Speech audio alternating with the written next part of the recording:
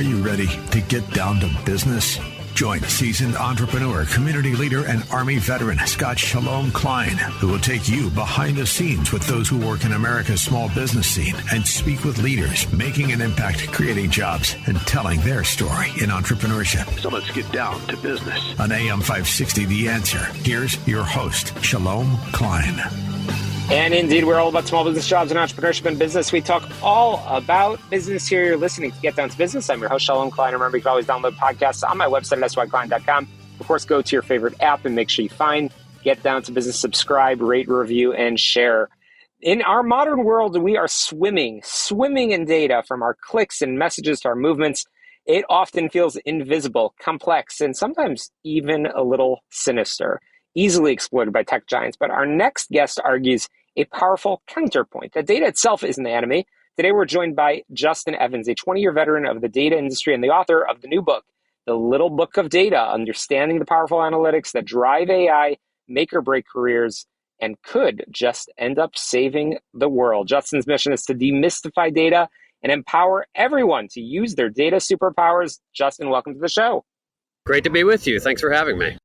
Absolutely. Justin, your book makes a compelling case that data, far from being the enemy, is a powerful tool. So why, Justin, do you believe it's so important for people to be reminded that data can be a force for good, especially when so many experience tells us that maybe it's just too complicated or it's the opposite?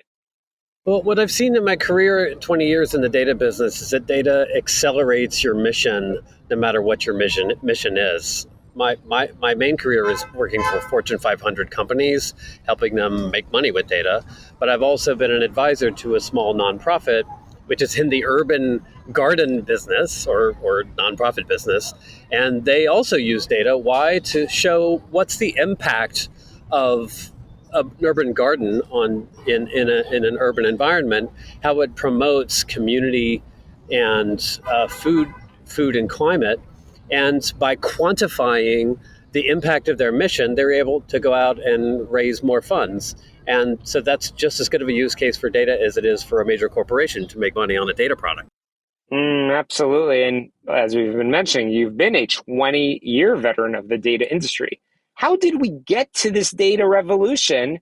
And from your perspective, what does this massive influx of data mean for the future of business and society? Well, what's happened is, number one, storage of data became incredibly cheap. In ancient times, the Library of Alexandria took the resources of an empire to store a copy of a Greek play like Antigone. But in modern times, storing Antigone on your iPhone costs pennies per year. So that's one item. The second is that with the advent of the internet across every device that we own, and having interconnected devices, we are all data creators. So simply by shopping or using our phone and sending a message and going to a meeting, we are creating data that can inform somebody of something about making a decision. And these two things together, along with the powerful compute that's now available, especially with with graphics processing units, which are the units that used to be used for video games that are now used for AI, these three things together have made it possible for us to do just incredible things with data that we've seen, especially with AI in the last few years. One of the powerful themes in your book, Justin, is that how data can be harnessed for good. Can you share some examples with our listeners of how people are employing data to solve previously impossible global challenges, such as in epidemiology, cancer research, or climate change? Yeah, it was one of the pleasures of writing the book was getting to know data practitioners whose work exemplified some of the ideas I tried to convey in the book. One was the work of the Bureau of Communicable Diseases here in New York City, which used statistics that they calculated based on all the hospital testing centers in New York City contributing data during COVID to identify outbreaks of COVID in certain areas. And once the hot spots were identified, they were able to send testing to those areas and stamp out the COVID virus in that area and lower our death rate, saving potentially hundreds of thousands of lives.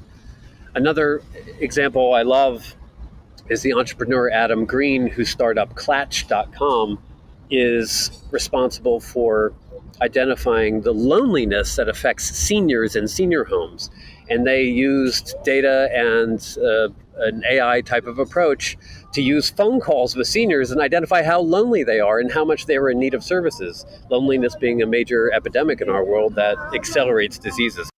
Yeah, absolutely. And for our business audience, how can entrepreneurs and their teams specifically take advantage of the data that their organization is already creating and collecting to boost their business and differentiate themselves from the competition? I love that you raised that point. The example I use in the book is not for a small business; it's for Amazon, the little company. But I think, I've heard of them. But the principle still applies. Amazon was, of course, conducting e-commerce. They had a big website. They had web pages, and they decided, hey, I can use e-commerce data to target advertising and use the web pages to put advertising on the pages. And it was a really smart use of data for them because it helped their ecosystem. It helped the buyer buy more stuff that they were introduced to by the ads. It's helped the seller sell more stuff. And of course, Amazon was taking money on both sides with the advertising. And it's an illustration, and I called it the 8% principle because Amazon grew their business to by 8% just by tapping this data resource.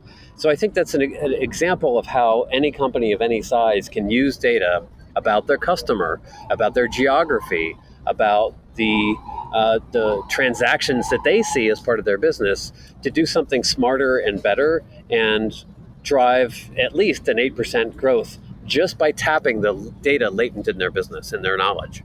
Yeah, and you've mentioned in the past that the worst thing a leader can do with data is to ignore it.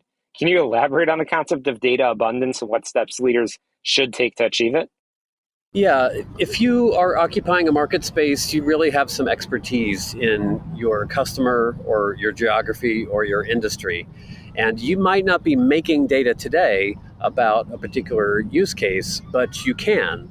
So if you are, for instance, trying to figure out where your customers originate from in order to know where to tap new sources of customers, you might introduce some kind of zip code tracking in the way you pull customer information.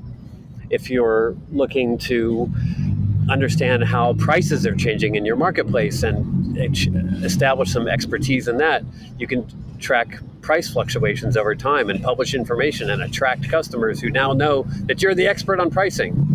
But there's going to be data inherent and embedded in what you're doing every day. You just might not be thinking about it that way.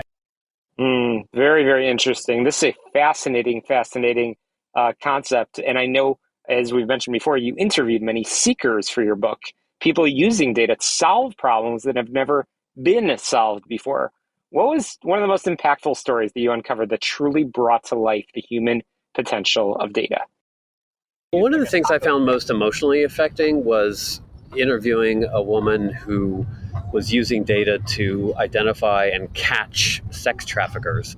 It really she asked me to anonymize her name. She asked me not to share the exact methodology she used, but it just showed me how data can be a force for good in our world.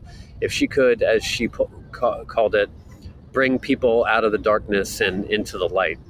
I thought that was a really powerful example. Another is a group of medical professionals associated with San Francisco hospitals that are creating databases on traumatic brain injury.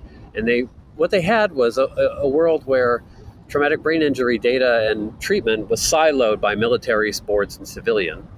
And by addressing the needs of all three categories together, they are able to create a massive database that could help identify and cure people with traumatic brain injuries, which is thousands of people per year. Absolutely.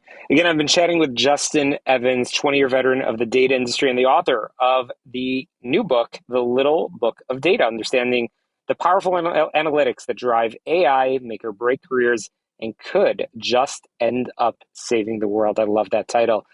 Justin, I want to leave the final word over to you so our listeners can find you, find the book, and start their journey in learning how they can use their data, but also ethically and ensuring that they're maximizing all the potential opportunities that are literally handed to them on a daily basis.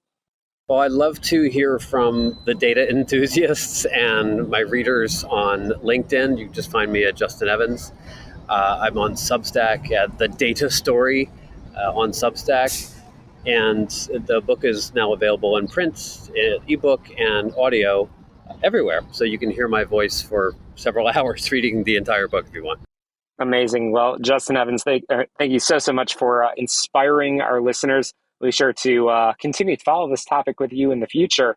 We're going to squeeze in a quick break here on Get Down to Business, the show all about small business, jobs, and entrepreneurship. Be sure to check out our sponsors, Laura Catchbone-Gervais from Coldwell Banker Stratford Place Real Estate. We are grateful for her support. And of course, Tom Marabali, our guru on all things health insurance and the Affordable Care Act. You can find out more about his services at healthplanchicago.com, healthplanchicago.com.